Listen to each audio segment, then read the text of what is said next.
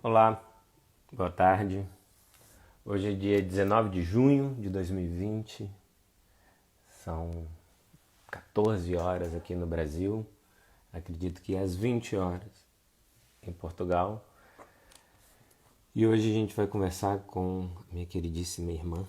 Eu digo a gente porque vocês que participam também conversam. Então a gente vai conversar com minha queridíssima irmã Vanessa Aires, que já entrou. Eu vou acenar e vou convidá-la. Antes de apresentar e de todos os preâmbulos de uma gravação, queria agradecer aos envolvidos no canal da Floresta Educadora, que é a Gabs Ramos, que faz a parte gráfica, que eu acho muito elegante e gosto muito, sou suspeito para falar. Ao Cleston Teixeira, que nos ajuda com o YouTube, movimento YouTube do canal da Floresta Educadora. E a Ana Letícia Penedo, minha irmã do peito, companheira de trabalho, que me provocou e estimulou a começar esse trabalho, tanto do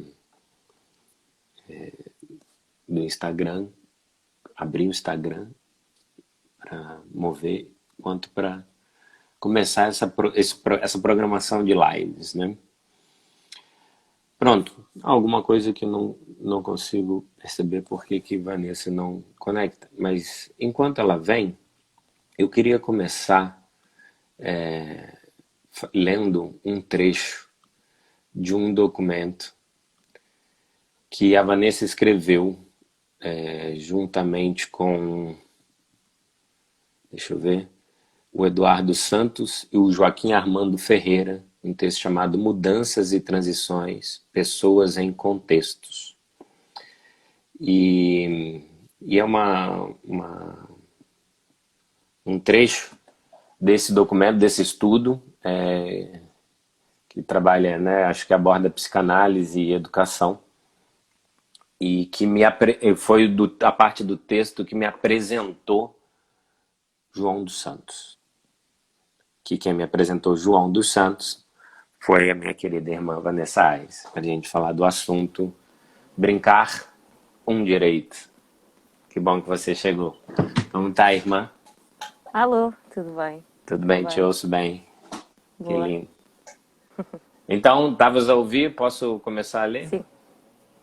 Esse é um trecho que para mim diz muito, eu quero começar com ele, mas depois já passo a palavra para a Vanessa se apresentar e aquecer as turbinas.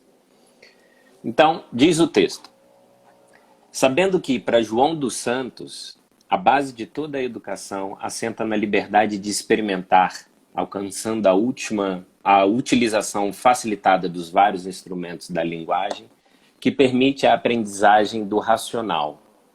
Defende o setor da atividade lúdica do Instituto de Apoio à Criança, o direito de brincar.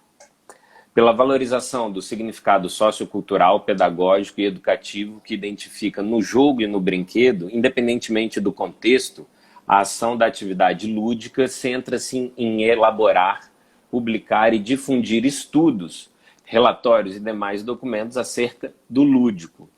Essa é uma referência ao Funico e ao Soares. Já vamos falar sobre isso. O texto segue.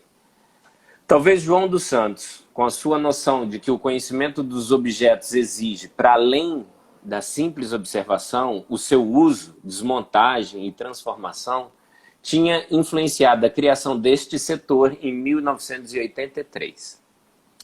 Para ele, os objetos apenas poderiam tornar-se simbólicos pelo seu manuseamento na comunicação com o outro, e o símbolo seria vital à comunicação. Sem ela, não se poderia chegar ao conhecimento ou à educação.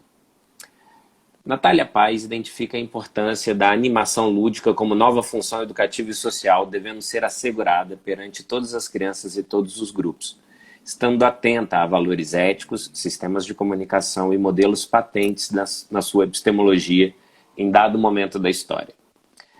Vê-se dessa forma o caminho da promoção e proteção de mais um direito da criança.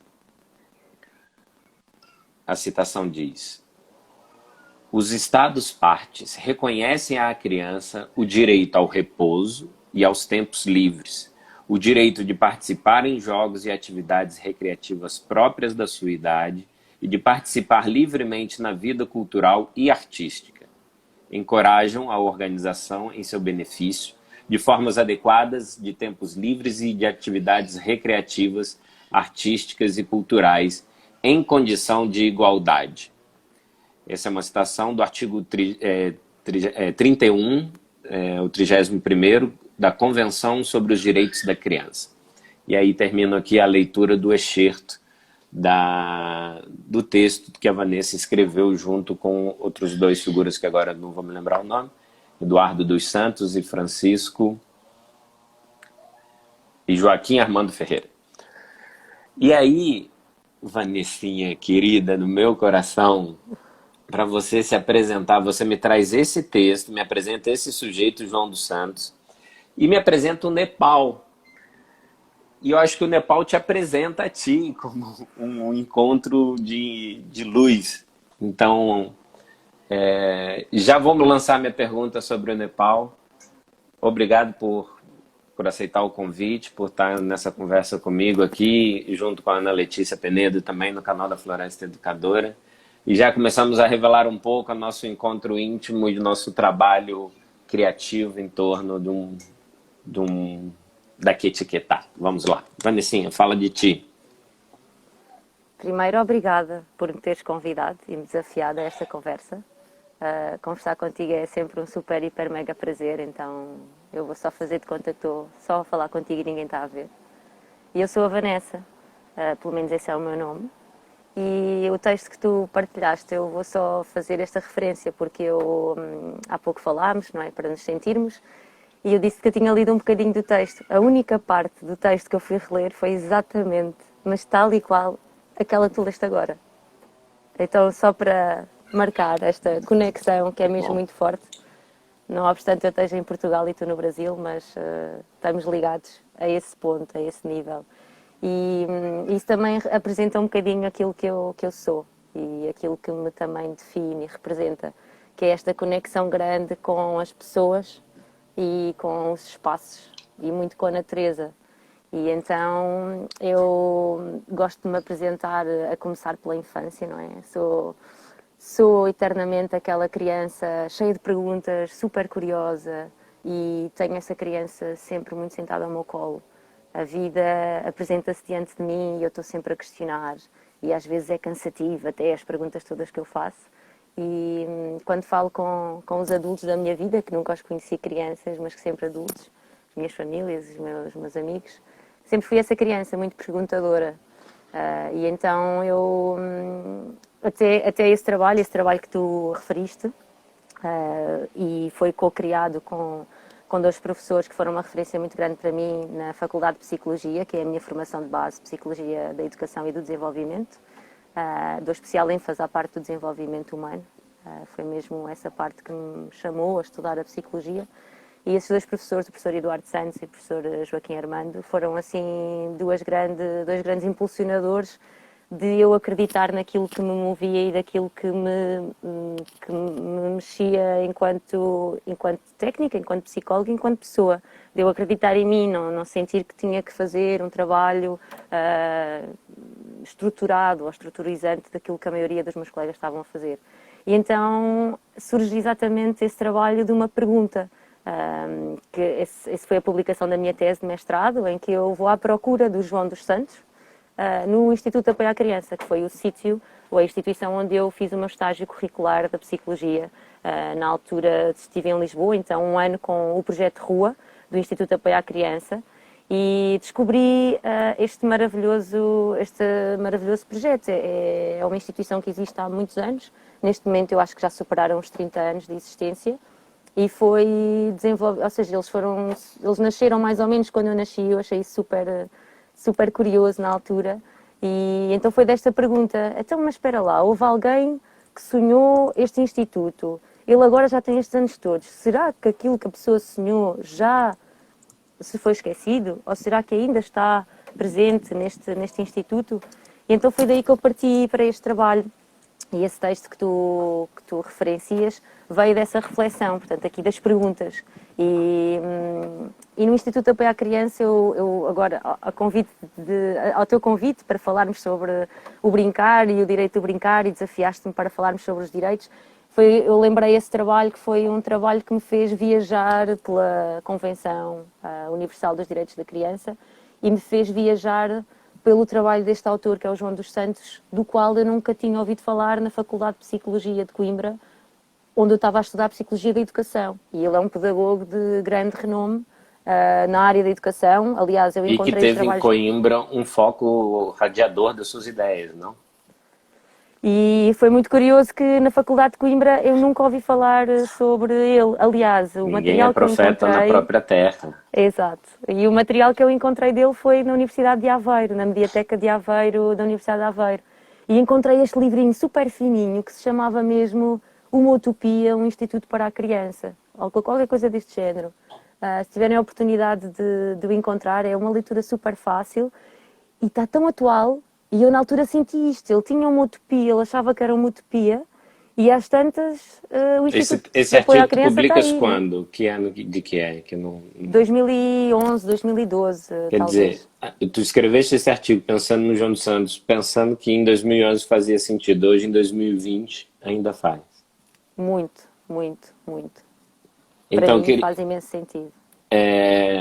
aqui estava o que eu queria ouvir um pouco também, como é que você chega, né, nesse artigo, mas eu queria te provocar um pouco, começar assim com o primeiro texto que eu li dos que você me enviou, que foi sobre o Nepal, sobre a sua experiência no Nepal.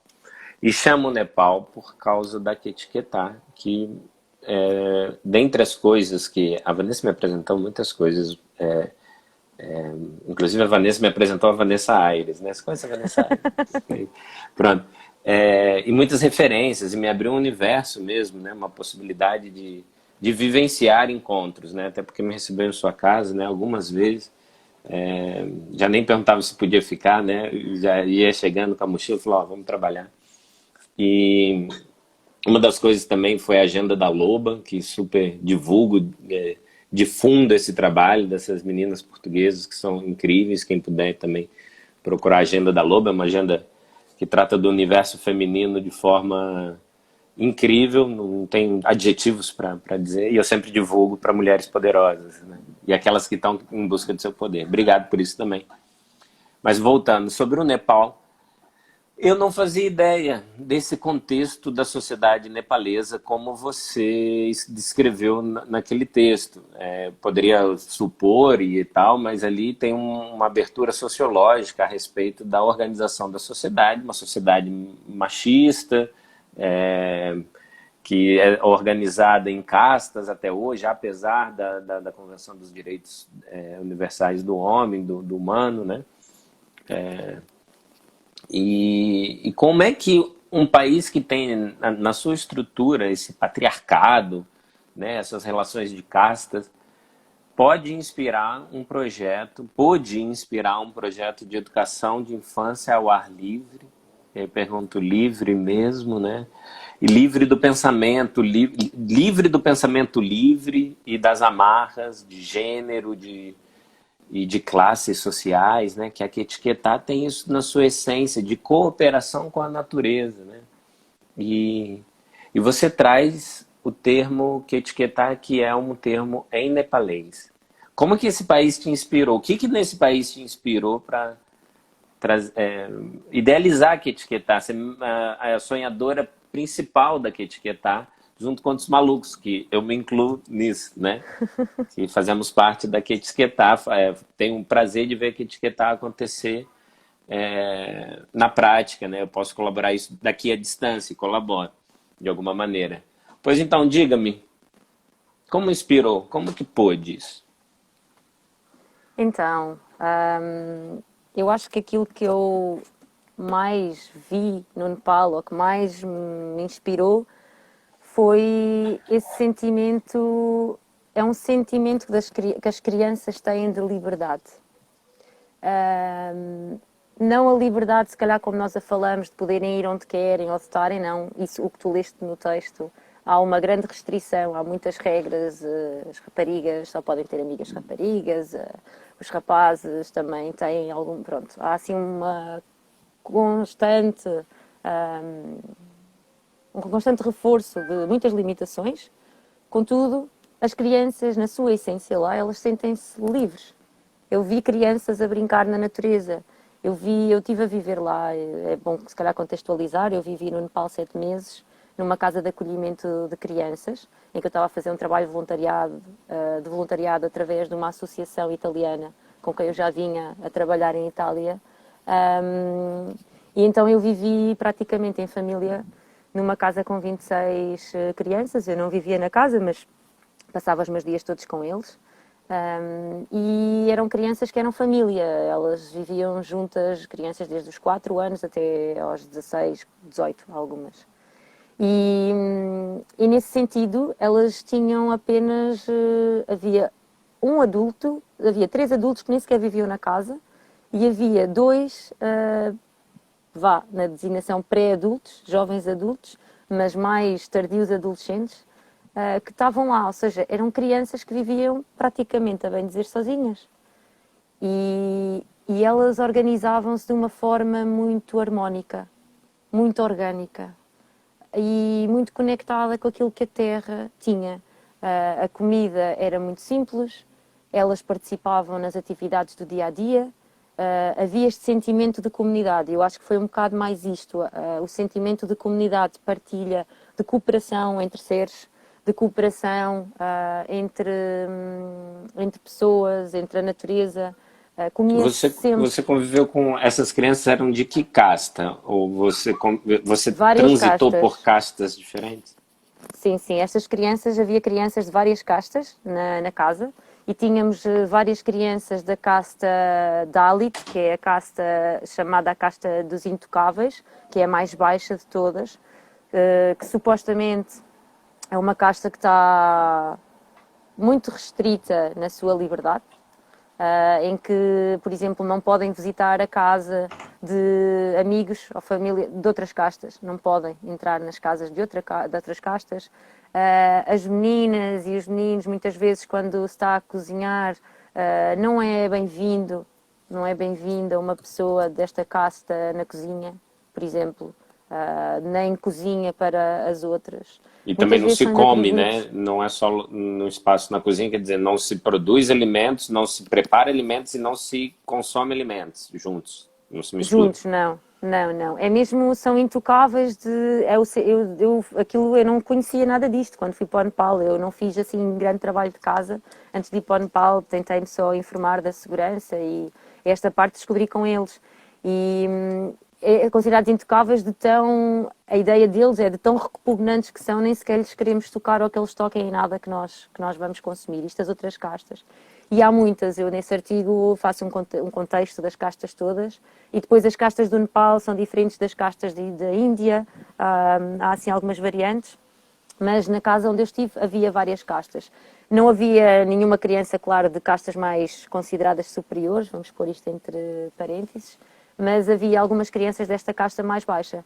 E foi muito importante o trabalho que esta associação estava a fazer, porque eu já cheguei, aquele projeto já existia há cerca de 10 anos ou mais, e eles já tinham vindo a trabalhar isto e foi-me recomendado pela coordenadora do projeto que eu continuasse este trabalho de desmistificação um pouco das castas e trazer um bocado a cultura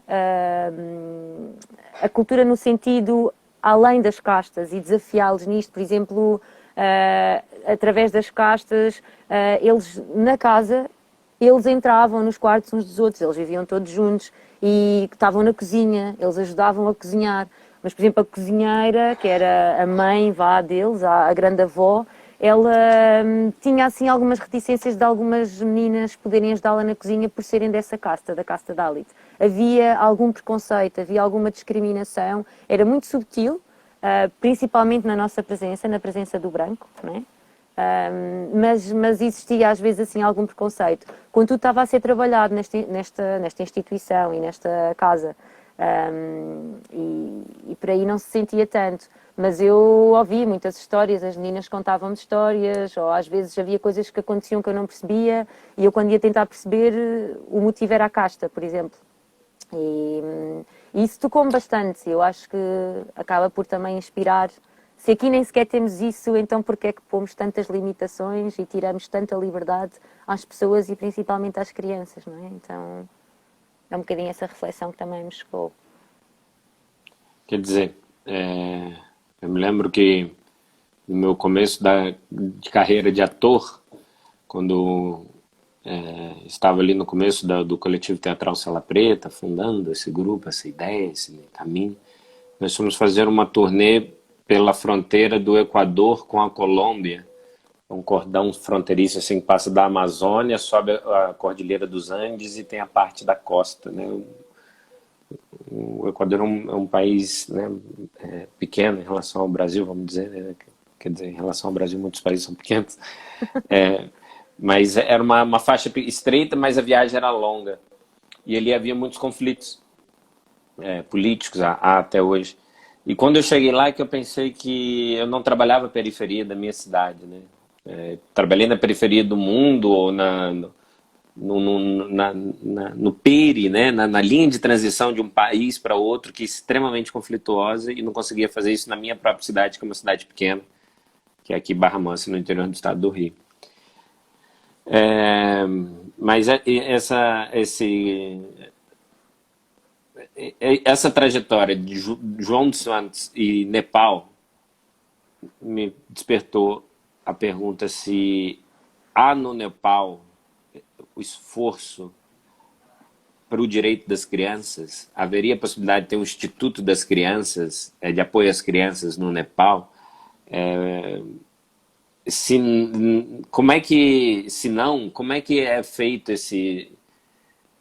ou melhor, acho que não é nem essa a pergunta, mas não me parece que no Nepal as crianças têm direitos garantidos e cumpridos e difundidos a eles, que eles têm esses direitos. Ou estou enganado?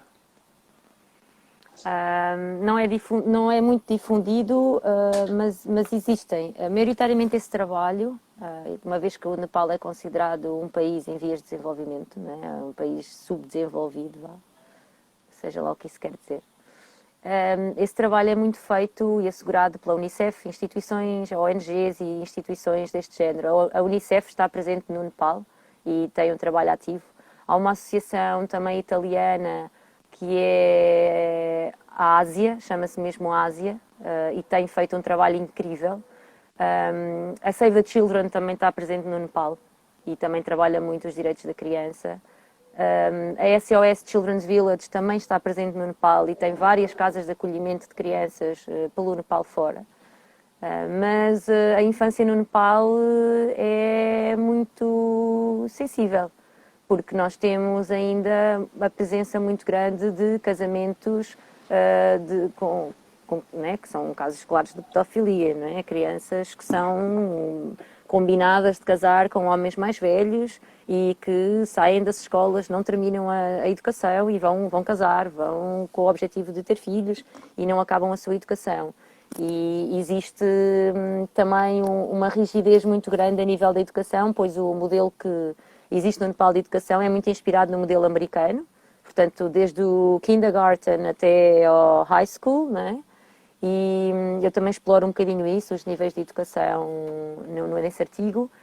E a criança, desde a preschool, desde o jardim de infância, né, que é o equivalente aqui, o kindergarten, ela já está a aprender. E tínhamos meninas com 4, 5 anos a repetir letras e a repetir números e a fazer cópia da cópia da cópia.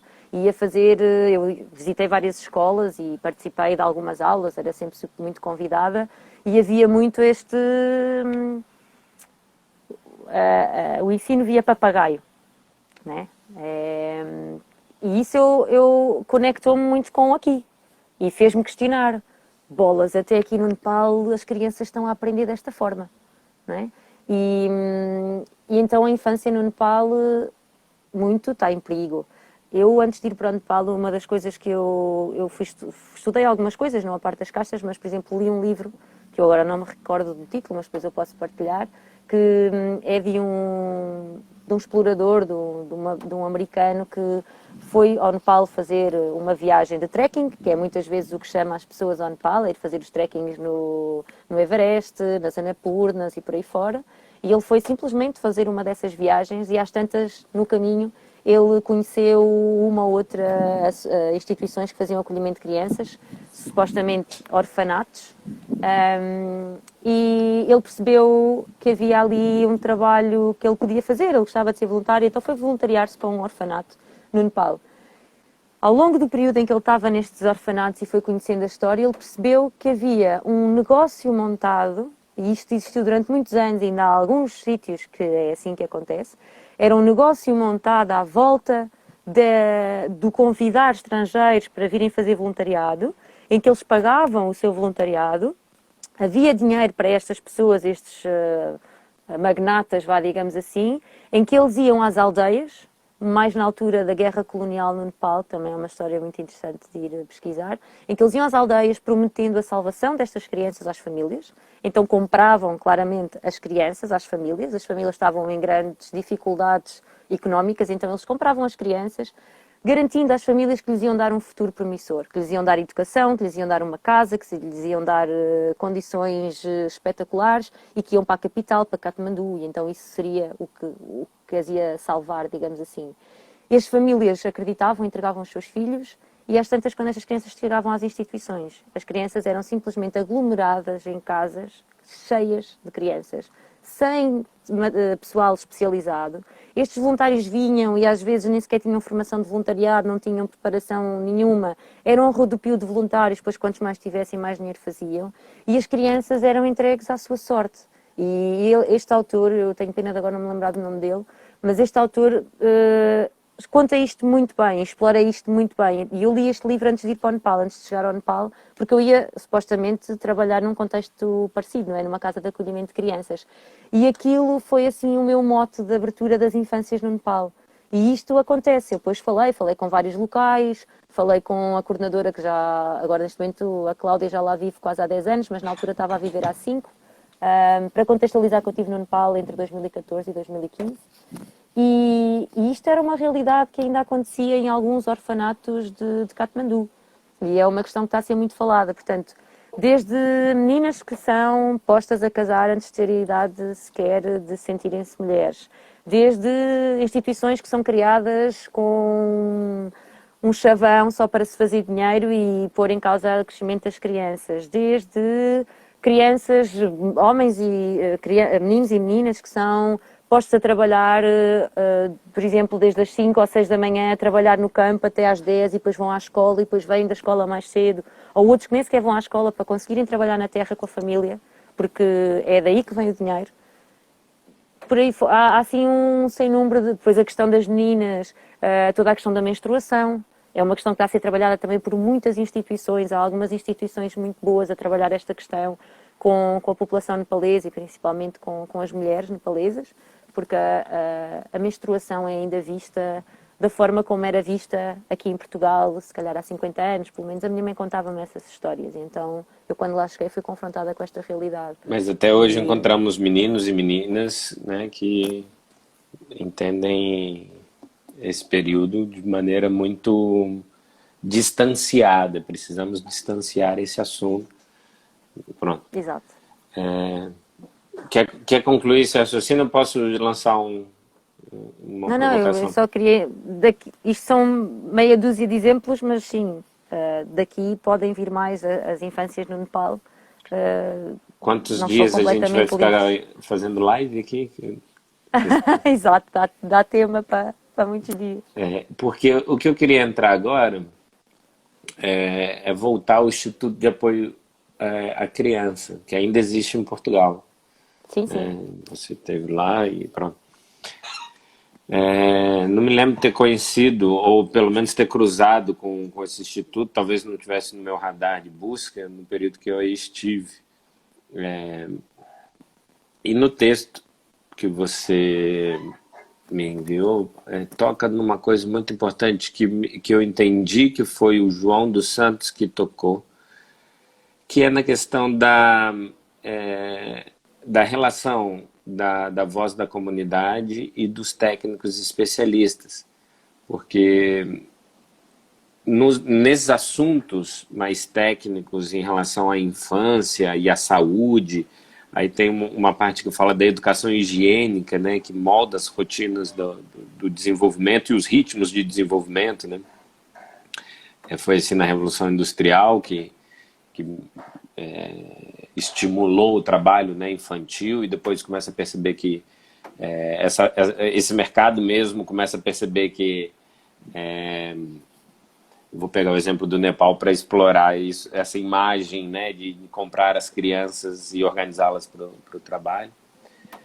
Mas muitos técnicos, pelo que entendi que o João dos Santos fala que os psicólogos, a psicologia do desenvolvimento, a antropologia da infância, a sociologia, os científicos, os técnicos, entenderiam mais daquele assunto.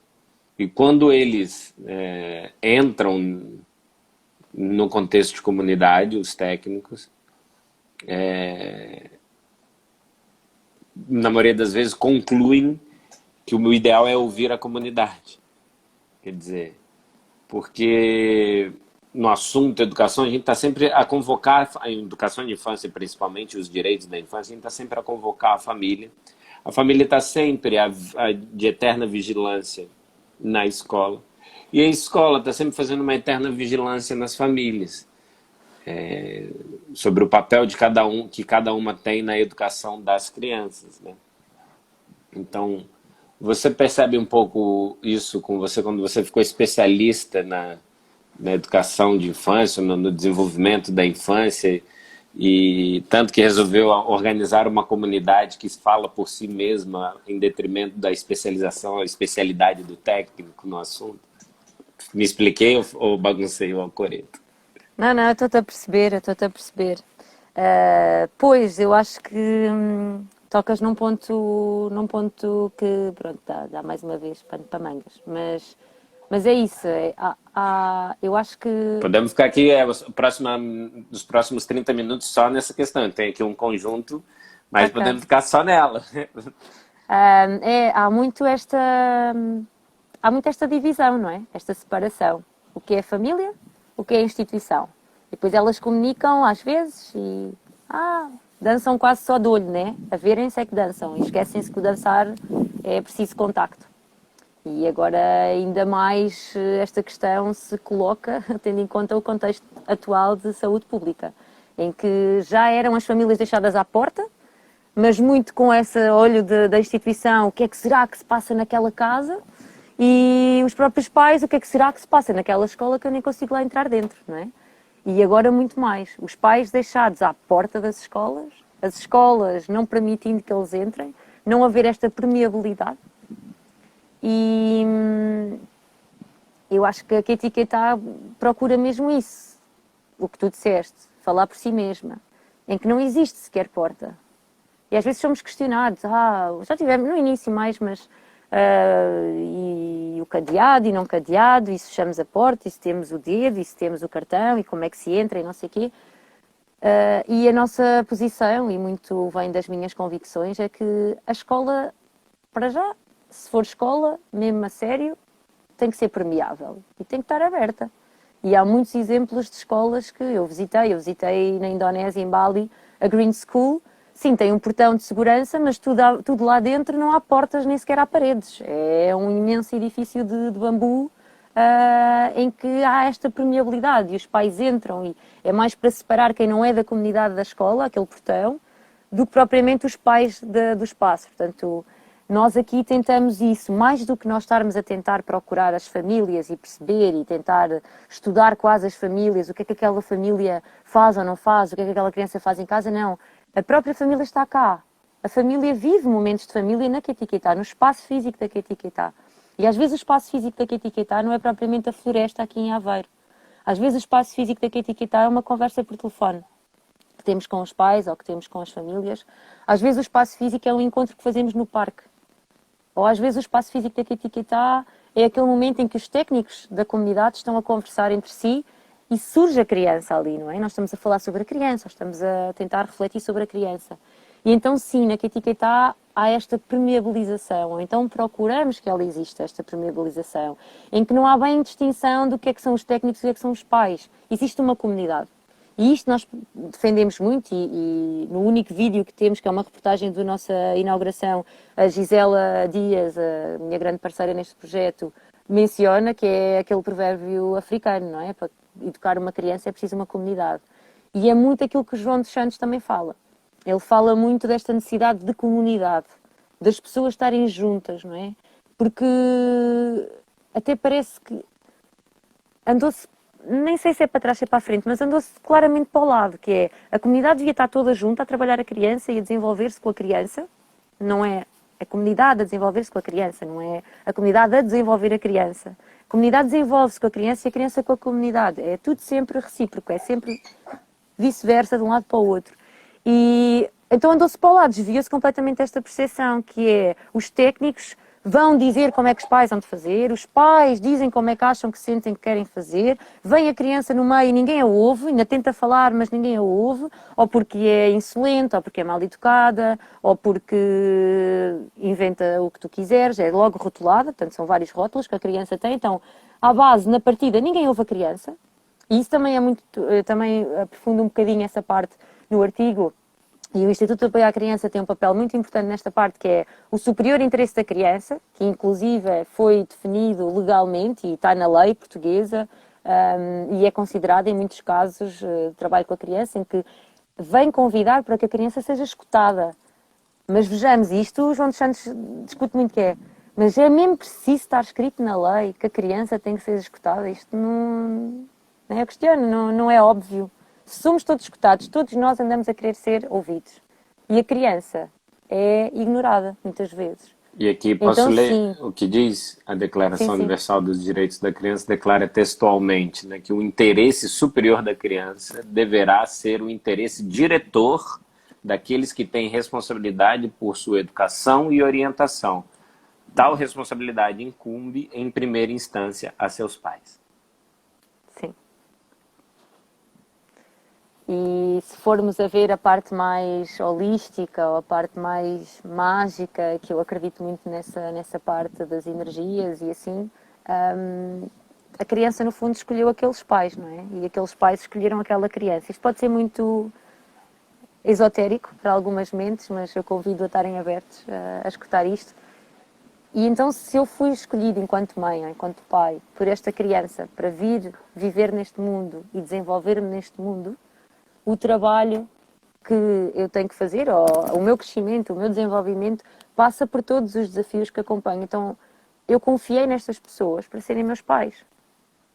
E se esses próprios pais e mães não são quem mais protege e garante esta essência da criança ser exposta, ou ser permitida a ser, tenho que repetir a palavra ser, então quem mais?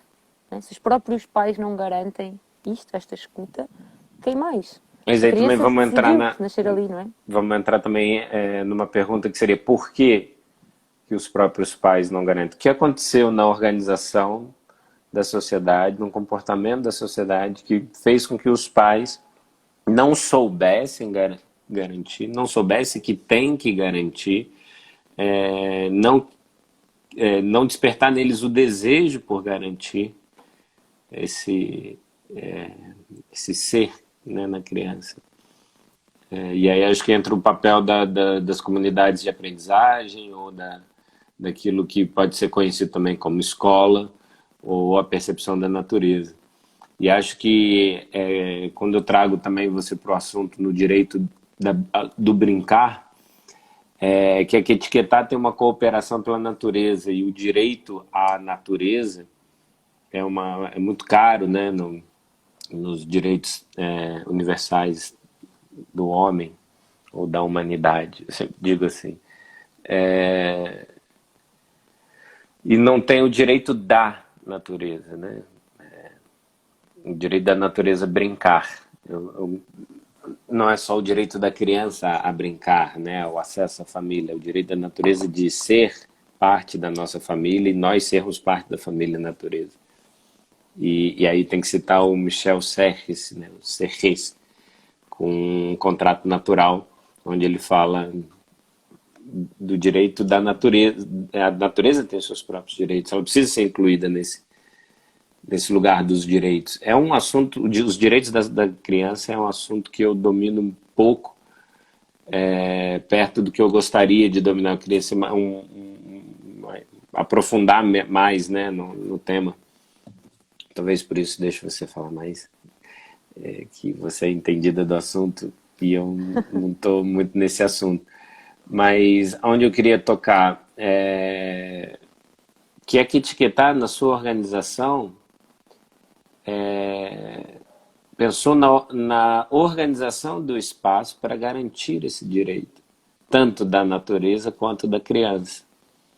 É por isso que fiz esse preâmbulo muito doido. Mas para chegar a essa conclusão, que a que etiquetar pensou que, primeiro, o espaço na organização da permacultura, né, desses conhecimentos da agrofloresta, desses povos do sul, né, no Nepal, no Brasil, nos países da América Latina, na África. E arrancou, né, esse projeto. E alguém acreditou nisso, investiu nisso e está acontecendo. Existe um conjunto de famílias que acreditam dessa forma também. Como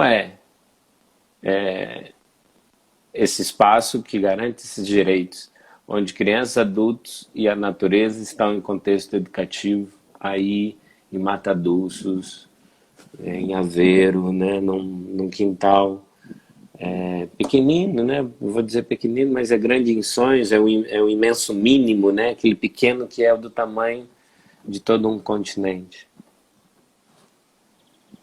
Sim, olha, o tamanho veio também inspirado pelo. Primeiro, pragmaticamente era o que havia, não é? Mas veio muito inspirado nesse princípio da permacultura que convida a trabalhar aquilo que temos de forma intensiva. E muitas vezes começar pequeno de forma intensiva. Então, estarmos todos os dias, sempre, por mais do que começar a fazer uma produção gigante de pomar, começar com uma árvore de fruto e estar intensivamente a trabalhar e a conversar e a estar com aquela árvore. Então, respondendo à tua pergunta, como é que o espaço aqui convida a este direito do brincar e da natureza? Para já, o espaço é todo ele natureza. Nós só temos o apoio de uma pequena salinha construída com aquilo que é chamada alvenaria, então com materiais de construção civil. É mesmo pequenina, tem 3 metros por 4, acho eu. Tudo o resto é natureza. E estava-te a ouvir falar e nós tentamos trabalhar precisamente a noção de que nós, eu, tu, nós, somos natureza.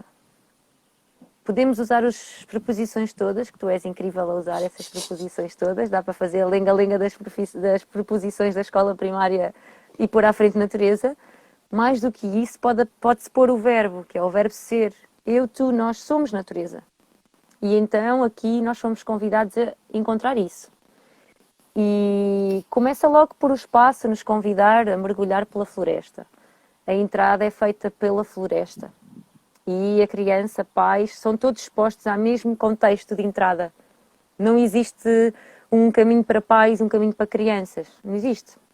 É tudo o mesmo, não é? Então a família e a criança estão à mesma altura, a entrar pela mesma floresta. E depois a floresta vai-se retirando densidade da floresta e ela vai se transformando numa área mais de jardim, de hortas, onde temos, depois chegamos a essa zona e temos o nosso tipi gigante, que está aqui mesmo ao meu lado, que eu estou aqui no espaço. E o tipi também foi posto aqui com essa intencionalidade, de que somos natureza. E então o tipi é uma tenda inspirada nas tribos norte-americanas, nos índios, uma tenda dos índios, que ela toda é ela também uma casa natural, porque é construída com paus de árvores que cederam a sua vida para darem estrutura à casa.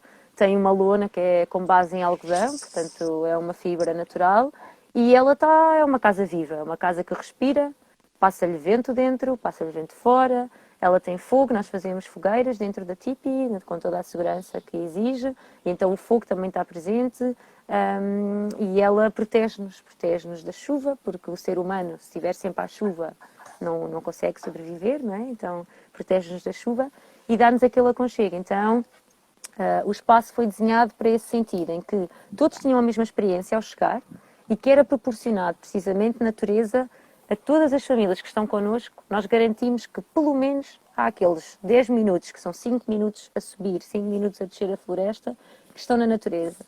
E isto era uma intencionalidade do projeto. Ou seja, para dizer, nós não pensamos só na criança, o que é que a criança vai ter acesso. Aí está. Aí estava em construção o nosso tipi. Não pensamos só na criança, o que é que ela vai ter acesso, mas qual é que é a envolvente toda que é dada à família, à comunidade. E Então, aqui tem uma mini tipi. Essa já saiu, mas tinha. Foi a nossa primeira mini tipi, só para mostrar o que era um tipi à comunidade. O espaço já está bastante diferente. Essa foto Sim. É do início, tem um ano. Tem um ano essa foto quase. Mas é bom para rever o que é que aconteceu. Então é isso, o espaço é muito desenhado no acesso, as crianças têm acesso à sua autonomia, então elas conseguem lavar as mãos sozinhas, elas conseguem tirar os seus casacos, colocar os seus casacos, calçar-se, descalçar-se, conseguem ir buscar aquilo que querem brincar, as ferramentas estão à disposição das crianças, claro, é uma seleção de ferramentas específica para as idades que temos, não temos serrotes gigantes, esses estão junto de nós e nós fazemos com eles essa exploração. E a criança tem autonomia no espaço, o espaço conversa com ela, porque de repente estamos a falar de um tema qualquer e passam duas borboletas e a nossa atenção é chamada para as borboletas e percebemos o que é que será que elas estão a falar, as borboletas. Então introduz-se logo ali um contexto lúdico. Vamos imaginar uma história sobre a vida daquelas duas borboletas. Ou a seguir olhamos, vamos à horta e está uma couve cheia de lagartas verdes. E nós começamos a perceber o que é que estas lagartas estão aqui a fazer, porque é que elas estão aqui. Então o espaço convida muito a esta reflexão do eu, não é? As crianças e nós, os próprios técnicos que estamos aqui, sentimos-nos parte integrante. E há um dia que nós estamos mais como ao carvalho lá em cima e que grandes, robustos. Há dias que estamos mais como a couve, que já está assim com muitas lagartas e estamos mais cansados e estamos a cair. Então nós fluímos bastante pelo Eu acho que é tem a uma natureza. coisa. Me arrepia até de lembrar dessa imagem da Kitty Cat, porque por vezes eu consegui ter uma relação muito de observação do céu aí no terreno da Kitty Cat. Enquanto a gente olhava para baixo, eu também olhava para o cinturão galáctico, né, com as estrelas, que aí tem um céu maravilhoso. E numa tarde de frio, não sei se, acredito que foi agora em dezembro, a última vez que estive lá, aí, que ao final da tarde, refletindo sobre o ar livre, entre outras coisas, nós vimos, ventava muito, né? Eu sentia que os eucaliptos e os pinheiros iam envergar, iam partir todo e pronto, a gente nem saiu lá para fora, mas ali na varandinha que podia observar, nós observamos umas aves que não conseguiam, não batiam asas, mas simplesmente voavam. Elas não conseguiriam bater asas mais forte do que o próprio vento que as mantinham no ar, né? E eu ainda pensava se elas estavam realmente livres, porque elas estavam presas numa corrente de vento, né? Apesar de fazerem um voo lindíssimo, não eram muitas, eram gaivotas? Já não me lembro, acho que eram gaivotas. Eu acho que eram gaivotas, já não me lembrava, estás-me a lembrar desse momento também, ficámos os dois ali e discutimos tempo, logo isso né? da liberdade, é verdade. Essa sim. dança, eles não conseguiam Sim, sim. bater asa para sair, porque ventava muito e ficavam soltos. E os que tentavam se esforçavam e logo voltavam para aquela dança, e uma dança assim, de quilômetros, né? Sim. Enorme, gigante, e que me fez pensar, e até hoje, sobre o ar livre. E é difícil contar essa história sem gesticular, né? Sem ser muito grandioso, porque era uma cena realmente cinzenta, né? Ao mesmo tempo poética, porque... Pronto, só queria trazer essa imagem do brincar observando a natureza e a garantir um espaço que garante o direito da natureza de existir e da relação dessas crianças em observar esses fenômenos e questionarem a questão da força ou a questão dos caminhos que a vida te leva, né? Uhum. Das suas escolhas. Eu fico babando com as fotos que recebo os relatórios, né, que é passado para a equipe pedagógica da Ketiquetai, que, como sempre, é Que tu fazes partilhado. parte e bem. Isso me deixa muito inspirado, né, em ver. Pronto, nós estamos assim, faltando 10 minutinhos para encerrar esse, essa conversa ao vivo, para que as pessoas também possam interagir. A princípio, não estou vendo nenhuma questão direta aí que tenha surgido, né? Acho que quando as pessoas ficam muito quietas assim, não sei se estão fazendo pão de queijo na cozinha e nos ouvir. E pronto. A Silvia estava dando falando ali com a Jaqueline, mas eu me lembro que a Silvia, que é minha cunhada, irmã da Brenda, minha companheira, ela pergunta, tá muito maneiro esse negócio de aprender com a natureza. Eu aprendi com a natureza, tá, mas e aí? Que é que aprende? O que é que ensina, né? Como é que é isso? Sei lá, como é que você vai aprender microbiologia? Como é que a natureza vai te ensinar isso? Não sei, né? Ela se questiona assim, como é esse processo de aprender com a natureza? Acho, acho divertida essa imagem, né? Porque aprende-se brincando, acho que é uma resposta direta. Quer responder essa questão que nem surgiu aí, mas eu me lembrei que eu queria te pôr ao ar? Sim, eu acho que essa questão vem assente num dos programas que nós adquirimos na nossa educação contemporânea atual, não é? Que é o aprender, não é? Se nós perguntarmos, imagina uma imagem na tua cabeça, a primeira que te vem de escola. Eu não sei o que é que te vem a ti e o que é que vem às pessoas que estão-nos a ouvir, mas muitas vezes já fiz este exercício com algumas pessoas, eu própria já fui submetida. A gente imagina um edifício. Escola, edifício. Aprender. A gente imagina, eu vejo logo uma professora à frente do quadro. E então eu acho que vem fundamentado, ou vem assente aí, não é? A base é esse programa que temos muito incutido em nós, para perguntar como é que eu vou aprender da natureza. Não está lá esta imagem que eu tenho da professora, não está ninguém a apontar para lado nenhum, não há um livro, não é? Como é que eu vou aprender da natureza? E então eu acho que a natureza, uma vez que somos nós, é o mesmo que perguntar como é que eu aprendo comigo próprio. E, por exemplo, a psicologia vem trazer muito esta perspectiva e este acompanhamento deste processo de aprendizagem comigo mesmo, que é eu vivendo comigo e estando em mim, na pessoa que eu sou, eu vou aprendendo a viver mais. E a criança, que onde ela estiver, ela todos os dias, em cada momento, está a aprender. Assim como nós estivermos atentos o suficiente. Eu reduzi para as crianças porque elas estão sempre atentas. Então, nós estando na presença, estando conectados connosco e com o meio, nós estamos sempre a aprender. Não precisa de estar lá uma criança crescida, como eu costumo dizer, chamado adulto. Não precisa de estar lá um mediador da aprendizagem. A aprendizagem acontece. E a aprendizagem acontece nos momentos em que nós nem tomamos conta que ela está a acontecer. E isso, por exemplo, é o que demonstra muitas, né, situações de traumas que as pessoas têm, ou associar momentos de alegria, os sons, os cheiros, porque o nosso cérebro está sempre neste processo de aprendizagem. Sempre. Nós somos animais, não é? E somos seres vivos, como uma árvore que está a crescer.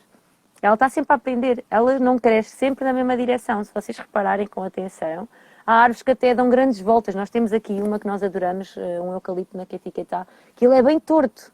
E a pessoa, ficamos a olhar para ele, porquê que será que tu deste essa volta toda? Ele aprendeu a crescer. Ele, provavelmente, quando a raiz foi crescendo, ele foi batendo numa pedra, batendo noutra. De que é que lhe valia empurrar a pedra ou tentar combater com a pedra para crescer para onde ele achava que tinha que ir? Não, ele aprendeu, para ali não posso, não tenho espaço, então vou crescer para ali. E dali, não é? Que a raiz é sempre igual ao que está em cima, mas reversado. E eu acredito muito que o aprender na natureza, ele é como aprender noutro sítio qualquer. A criança aprende sempre. O facto é que aprendendo durante o tempo que está na natureza, ou aprendendo em contato com a natureza, a criança está a aprender no seu meio natural. Está a aprender onde ela pertence. Porque ela é natureza. E nós somos natureza. Então, é na mímica. Isto, por exemplo, é um dos princípios da permacultura, mimicar a natureza, mimic nature, não é? E é nesse sentido que nós conseguimos, observando-a e questionando-a, fazendo estas perguntas todas, porque é que será que isto acontece, porque é que será que aquilo acontece. Nesta perguntação, inventei uma palavra, nós vamos encontrando a aprendizagem de nós mesmos. No fundo é o que nós andamos cá todos a fazer. E depois, em comunidade, não é? Conectando, o que é que eu aprendi sobre mim? Eu vou falar com o Rafa, a ver, Rafa, o que é que achas? Olha, também sentiste isto ou aquilo? O que é que tu aprendeste sobre ti? E trocamos, não é? Trocamos aprendizagens. E voltando outra vez a inspirações fora daqui, não é? As tribos dos índios norte-americanas trabalham muito isto, o círculo, o partilhar histórias em círculo, é uma coisa que nós também usamos, é uma ferramenta que usamos muito aqui, que é a ferramenta do Way of Counsel, em que é a partilha de histórias em círculo. E nós, ao partilhar histórias em círculo, nós encontramos pontes entre histórias Mas e como entre é pessoas. legítimo representante do homem branco, como digo legítimo, também para questionar o termo da legitimidade, quando fala do círculo dos norte-americanos, o círculo está presente em todas as culturas, né? Dos povos ancestrais, dos povos originários.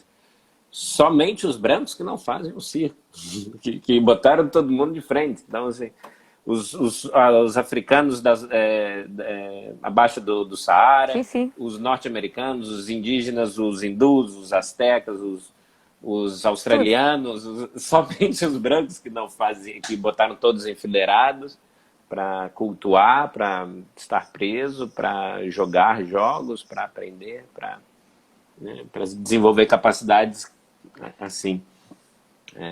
Mas eu queria, acho que também o que agradecer também a intervenção da Jaque, do Cleston, que são sempre poetas, né? Senão estão sempre a colocar. A Jaqueline citou o Zé Pacheco, né? Que fala que escolas são pessoas, claro que. Ela pergunta se você conhece, claro, tá aí pertinho, né? E fala da leitura do mundo, que o Paulo Freire toca, né? Não é aprender a ler letras, é ler o mundo. E o Exato. Clécio diz: aprender é como o tempo, passado e futuro nas vagas do vento. Um poeta, um Lindo. músico grande. Agora, eu acho que a Silvia também, quando toca no assunto, ela fala assim: depois que é adulto, como que a gente aprende as especificidades, as especializações, aquilo que ou a profissão, ou o ofício, ou os cientistas vão chegar para descobrir a vacina para o coronavírus, né? Contra o coronavírus. Esse processo de aprendizagem pela e com a natureza nos inspira a aprendermos, sermos curiosos e observarmos os fenômenos e aprender mais sobre eles.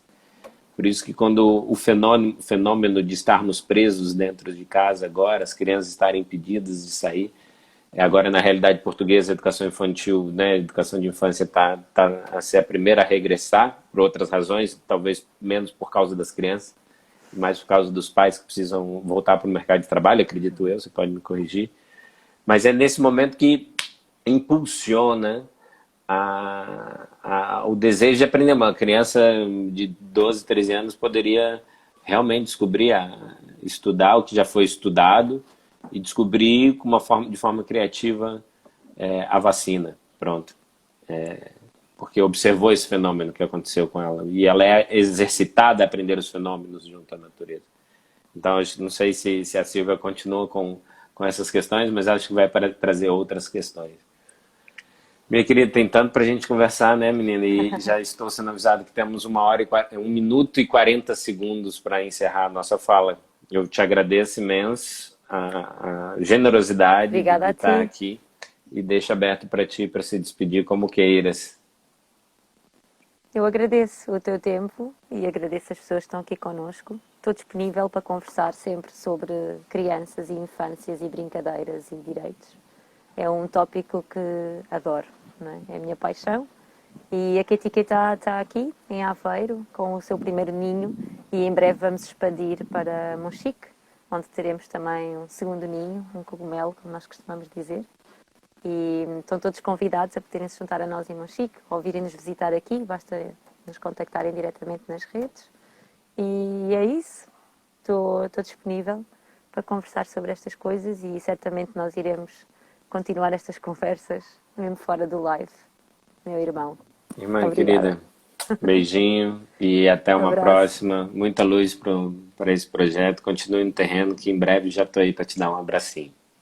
Ih, Tchau, gratidão. e acompanha a Tchau. programação, né, da Floresta Sim. Educadora nas outras semanas até abril, até 31 de junho. Muito, muito papo incrível. Tá tudo disponível Sim. no YouTube e aqui no IGTV também. Sigam lá a página da Que Etiquetar. Tchau, Obrigada. beijinho. Tchau.